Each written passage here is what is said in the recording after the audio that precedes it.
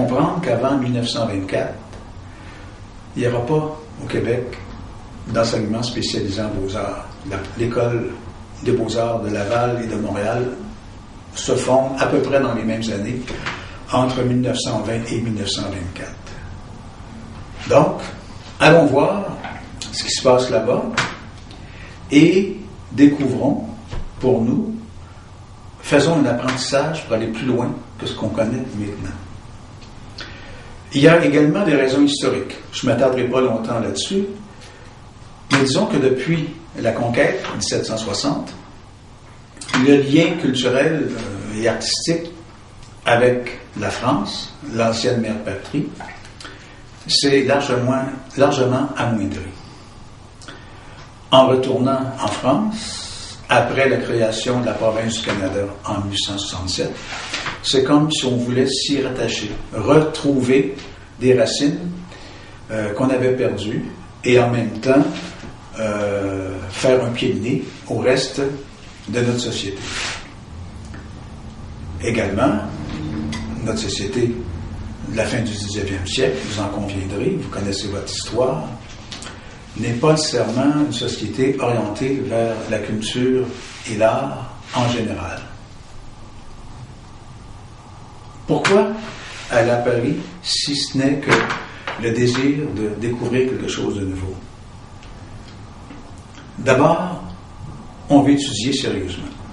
On veut aller dans des écoles où on va vraiment apprendre le métier et voir et être capable de faire comme nos amis européens font maintenant au Québec.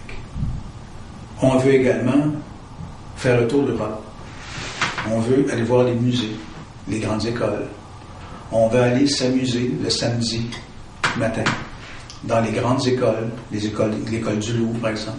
On pouvait le samedi ou d'autres jours de la semaine, certains étudiants choisis dans leur cours aller faire de la copie. Alors on découvre les grands maîtres du 17e siècle et même avant jusqu'à nos jours et on apprend des techniques différentes, le clair-obscur, les effets de lumière, la pâte, les textures. On comprend que chaque époque a ses richesses et qu'il y a toujours une contre-époque qui suit, qui agit en réaction, et d'action en réaction, l'histoire de l'art se fait. Et on veut y participer. On apprend également, tout en voyageant, à voir ce qui fait ailleurs aussi comme développement de la pensée artistique. On s'aperçoit qu'il y a différents mouvements avant la Première Guerre mondiale et après la fin de la Première Guerre mondiale, après 1918. On s'aperçoit qu'il y a eu un bouleversement mondial qui s'opère et qui va s'opérer avec cet intervalle de 4 ans.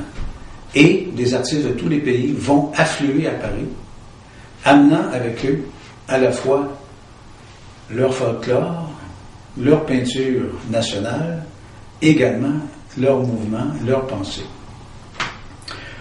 Tout ça, évidemment, offre un intérêt majeur aux étudiants qui s'installent à Paris.